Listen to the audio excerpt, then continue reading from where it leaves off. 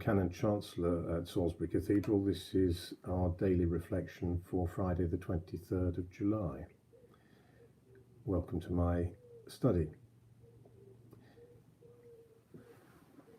As this month draws towards its end, you'll know that we come towards the end of this now 14-month-old sequence of daily reflections.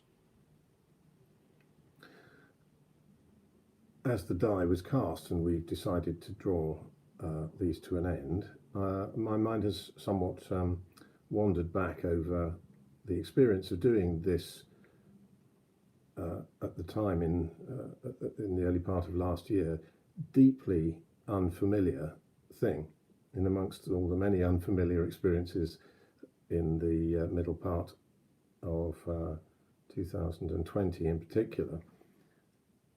The whole business of grappling on my own with unfamiliar technology, or Zoom was the easy bit, but using YouTube, filming myself whilst trying not desperately to look at my own image because that's the only moving thing in front of me, talking to an inert object as though there were real people at the other end of it who can't respond to me as I'm talking. All of these things have become more familiar as I've gone on, of course, as they have for most of us. But way back in that period when we were all coming to terms with a lot of strangeness, this was one element of the strangeness for me.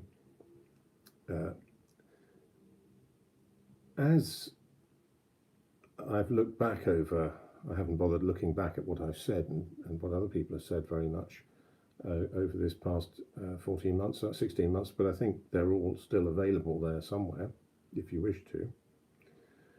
I'm conscious that I spoke quite a bit in the course of the first of these few of these reflections about the natural world, particularly the natural world I could see from this window behind where you are here, as it were,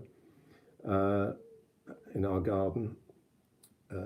And I did, in one of my earliest ones, do something I think I simply wouldn't do now, because I know now much more about the riskiness of it from a technological point of view. And that was, I did one of these daily reflections on this, my phone, and I carried it out into the garden and talked about the blossom on the trees out there, this being last spring.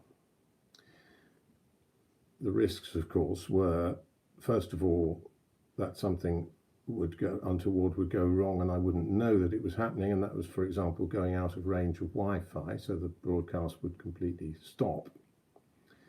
And secondly, that the one I absolutely didn't anticipate until I was in flight, as it were, was what it's like to talk for 5 or 10 minutes holding an object like this up at head height to film my face. People who've grown up doing this kind of selfies and so on, and making little videos, wouldn't have done something so stupid, because what happened, of course, was that after a fairly, about halfway through what I was saying, my hand began to shake and I struggled to stop it. So there was been some comedy elements for all of us involved in flying by the seat of our pants, and you'll notice that in recent months, and I suspect my colleagues have done far more predictable things, because of course the system has become a system, it's become predictable, familiar. But I'm reminded in part of the whole business of going back to nature so much, especially last year, not just by the weather this last week or so, which has been rather like last year's beautiful weather, but also by what's on my desk to my left, and I've just been looking at now, and which I am shortly going to show you. But I suggest that those of you of a nervous disposition, and particularly those of you who don't like snakes, might like to look away now. What I'm going to show to you is this, what I think is a most remarkable object. It's actually in two parts. It's the most recently shed skin of our snake. I'm just going to pull it up. That's the tip of its tail, as it were, there. And it goes on like this. Unfortunately, there's a break there, about halfway down its length. So I'm going to continue from the other side of the break, which goes on like this, down to what I think is the most remarkable part of this whole complete, apart from the break, object, which is that head end of it, where you can see both its jaw, bottom jaw, and its face, its upper jaw, represented in this papery, cling filmy, like terribly thin skin. It's a remarkable thing. She sheds one of those as whole as that, quite rarely, probably once a year at most, although she does lose patches of her skin progressively, as I guess we do in our own ways, through all her life. It normally comes off in much smaller sheets than that. So it's quite a remarkable thing, that. Now, that'll go on our compost heap now, because unless someone's either interested in having it, there's no point in our keeping it. But about 25 years ago, I remember a conversation I had, catch-up conversation I was having with an old friend of mine. And I happened to mention that we now had a beehive of keeping this, and I heard him relay that to his wife at the other end. And then later in the conversation, I also mentioned that we now had a snake, this same snake as it happens. And at that point, I heard this guttural exclamation at the other end of the line when he relayed that to his wife. And he translated it for me. He said it was, his wife is Dutch. He said this was an oath in Dutch, because it turned out that two things which were particular bugbears for her were bees and other insects, and above all, snakes. I wasn't to know that. Well, our snake is an entirely inoffensive creature. She's never hurt anyone in her life. Couldn't, in fact, if she wanted to. And it's always struck me as odd that so many people, our friend's wife is far from unique, find snakes really, really disturbing, loathsome, awful things,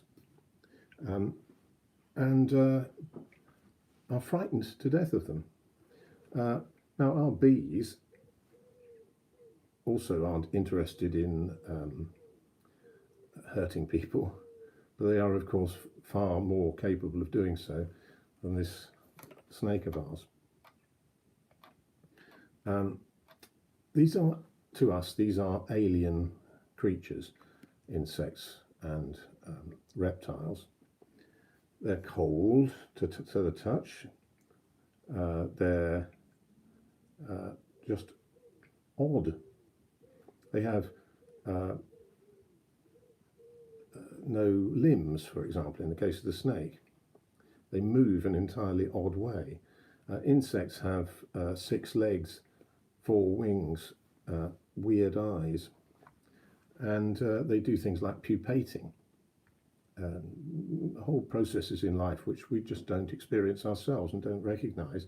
And of course, in neither case are these creatures in any way cuddly.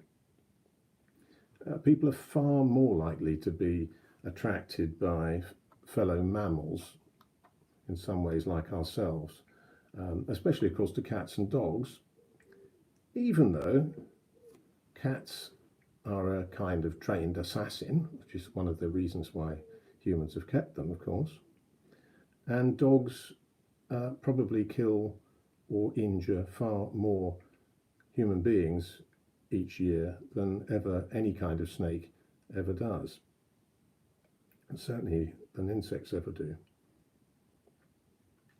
Mammals, we like them because they're familiar, they're warm, they're furry, We also have, of course, our own fur. They have features and organs that are recognisable to us. And we do like the familiar. We're partial, and we're partial to our own kind. But the unseen God, whom we like to depict as a bit like ourselves,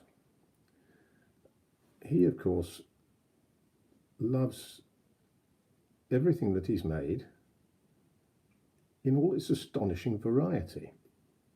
These forms of life that we struggle to comprehend, and including forms of life which are alive but are even odder, far odder than reptiles and insects.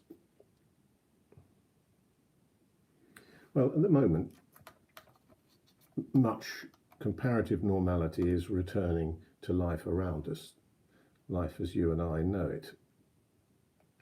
But there's still quite a strong admixture of the unfamiliar. Things quite a lot that's potentially frightening going on around us. And people often struggle with this kind of uncertainty. Do we wear masks? Don't we wear masks? Do we shake people by the hand? How close can we get to people? Are people dangerous around us if they sing or whatever? All of these questions make people uncomfortable, or some people uncomfortable. It's worth recognizing, and this is not a startling message, but it never hurts to be reminded of it too often, that what underpins all of life, is the presence and the love of God. Put your hands, as the writer put it, in the hand of God. The love of God, including his love for us, is a lot bigger than ever will be our understanding of it. Thank you for listening. That's enough from me. I hope you have a lovely weekend. Goodbye.